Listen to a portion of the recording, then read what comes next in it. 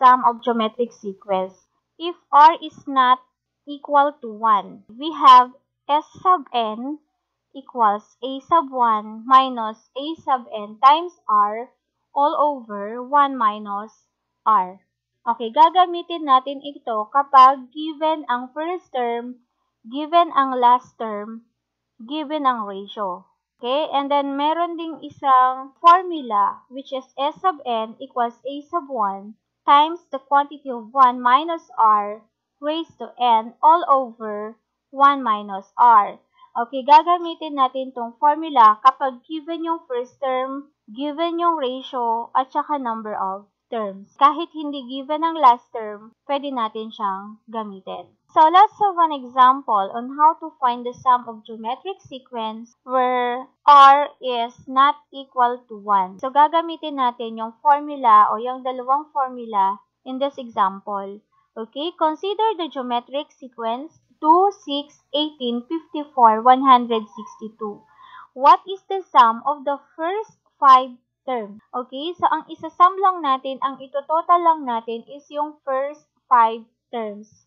Which is, dito sa given sequence natin, meron na tayong 5 terms. 1, 2, 3, 4, 5. Meron tayong 5 terms. I-add natin siya ng mano-mano. Okay? So, 2 plus 6 plus 18 plus 54 plus 162. The answer is 242. Okay, what if ang hinahanap nating sum is sum of the first 10 terms or sum of the first 20 terms or sum of the first 30 terms, sum of the first 50 terms. So, marami ng numbers ang i-add natin. So, mas maganda or mas madali, gagamitan natin siya ng formula. Okay, we have the following, okay, sequence 2, 6, 18, 54, 162.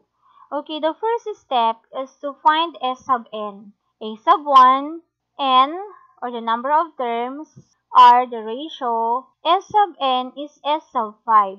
Why s sub 5? Because we're going to find the sum of the first 5 terms, and that is unknown. Okay, and a sub 1, or that is the first term. Our first term is 2. Next, we have n. N is the number of terms, which is 5. 1, 2, 3, 4, 5. And r is ratio. To find the ratio, again, pipili lang tayo ng alinman dyan sa terms natin ng dalawa. I-divide natin yung pumapangalawa sa nauna. Try 6 divided by 2. 6 divided by 2 equals 3. So, ang ratio natin ay 3. Okay, and a sub n or a sub 5, kasi yun yung last term na hanapin natin. Okay, hanggang a sub 5 lang yung isasum natin. So, that's why we have a sub 5. Okay, our a sub 5 is 162. So, since alam na natin yung mga s sub n, a sub 1, and r, a sub n, then isasubstitute natin yung mga value na nakuha natin sa mga formulas natin. Okay, we have formula 1 and formula 2. Okay, papakita ko kung paano isolve yung sequence natin, yung sum ng first 5 terms ng sequence natin gamit ang dalawang formula.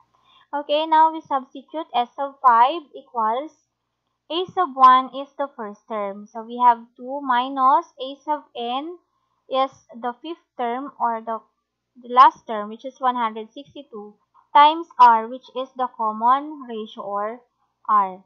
All over 1 minus r, which is the common ratio. Therefore, we have 1 minus 3. Okay, then s of 5 equals 2. Negative 162 times 3 equals negative 486. All over 1 minus 3 is negative 2. Then s of 5 now equals 2 minus 486 is negative 484 divided by negative 2. Now, negative 484 divided by negative 2, it is equal to 242. So, therefore, the sum of the first 5 terms is 242. So, let's try the second formula.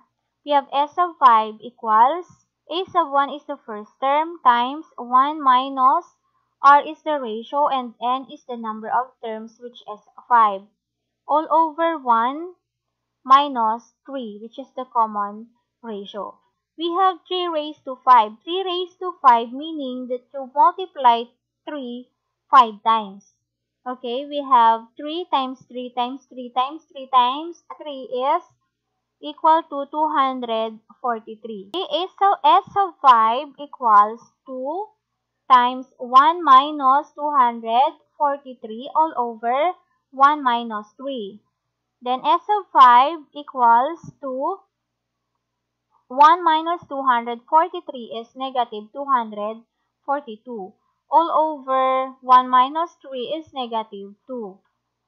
Okay, then it is equal to 2 times negative 242 is equal to negative 484 divided by negative 2. And then negative divided by negative is positive. Therefore, negative 484 divided by negative 2, the answer is 242. The sum of the first 5 terms is 242. Okay, which is same lang yung nakuha natin doon sa dalawang. Anong pagkakaiba ng Formula 1 sa Formula 2? So, ang pagkakaiba ng Formula 1, sa Formula 1, dapat meron kang first term, dapat given ang first term, dapat given din ang last term, at given ang ratio. While dito sa pangalawang formula, dapat given ang first term, dapat given ang ratio at saka number of terms, kahit walang last term.